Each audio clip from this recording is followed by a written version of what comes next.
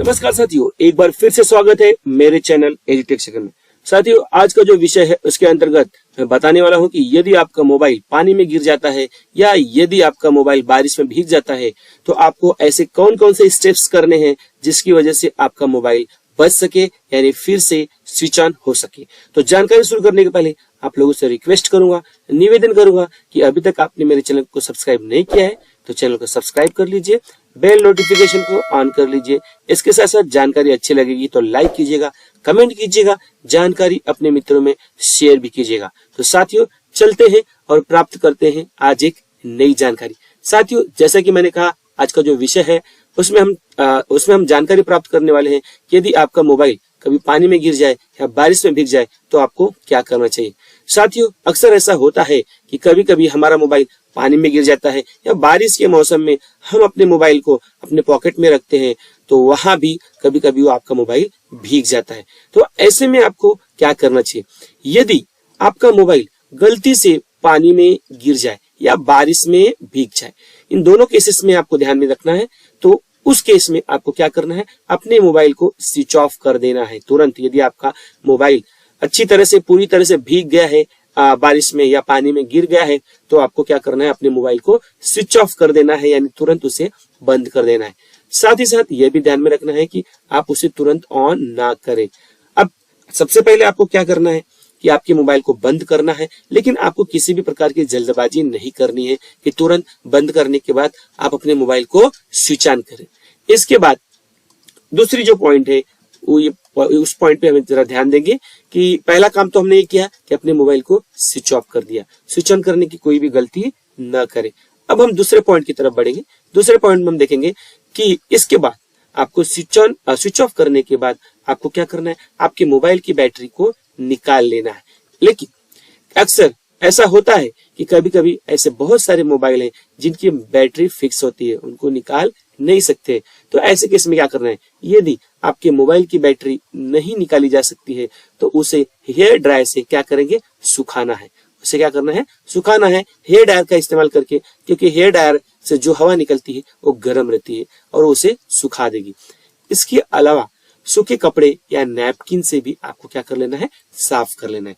ध्यान में रखना है कि सबसे पहले आपको हेयर ड्रायर का इस्तेमाल करना है ताकि आपके मोबाइल की बैटरी के आसपास जो भी पानी है उसे आप सुखा सके, और इसके साथ साथ सूखे कपड़े और नैपकिन का भी इस्तेमाल करना है, जिसकी वजह से आपकी जो मोबाइल की बैटरी है, जो इसके आसपास पानी है, उसको आप सुखा सके।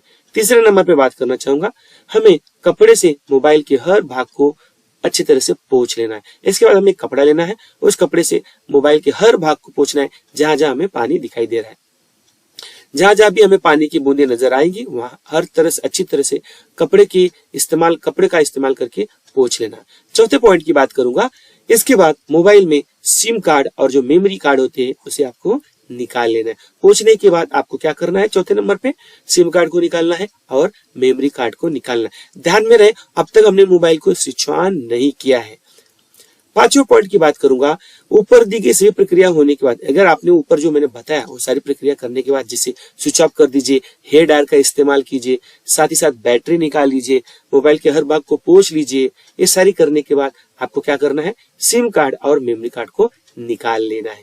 पांचवें नंबर में बताना चाहूंगा कि सारी प्रक्रिया होने के बाद मोबाइल को 24 घंटे के लिए, ध्यान में दीजिए, 24 घंटे के लिए चावल के अंदर सूखने के लिए छोड़ देना है। ये बहुत इंपॉर्टेंट बात है, आपने सुना भी होगा। ये सारी प्रोसीजर करने के बाद आपको अपना मोबाइल चावल के अंदर सूखने के लिए छोड़ देना है। वो भी कितना घंटा, 24 घंटा। 24 घंटे बीत जाने के बाद आपको क्या करना है, मोबाइल को चावल से बाहर निकाल लेना है और उसे स्विच ऑन करना है। ध्यान में रखिए, बहुत इंपॉर्टेंट बात बता रहा हूं कि ये सारी प्रक्रिया होने के बाद, कहने का मतलब 24 घंटे चावल में रखने के बाद आपको क्या करना है, आपको अपने मोबाइल को स्विच ऑन करना है। इसके बाद छठवें नंबर बताना चाहूंगा, यदि मोबाइल ऑन हो जाता है, देखिए दो केस हो सकती है। यदि मोबाइल ऑन हो जाता है तो ठीक, वरना चार्जिंग पर इसको लगा दीजिए। इसके बाद इसे ऑन कीजिए। ऊपर की दी गई प्रोसीजर, यानी ऊपर 1 से लेकर 6 तक करने के बाद ज्यादातर मोबाइल क्या होते हैं, ऑन हो जाते हैं। लेकिन यदि तब भी आपका मोबाइल ऑन नहीं हुआ तो आपके लिए आखिरी जो विकल्प रहेगा, आपको अपने मोबाइल को सर्विस सेंटर ले जाना ही पड़ेगा, वहां अपने मोबाइल को दिखाना पड़ेगा।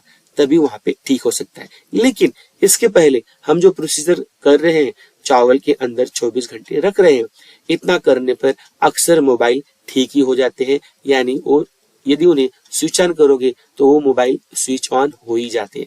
लेकिन कुछ कुछ ऐसे मोबाइल होते हैं जो इतनी प्रोसीजर करने के बाद भी ऑन नहीं होते हैं, तब उस मोबाइल को आपको क्या करना है, सर्विस सेंटर लेके जाना है।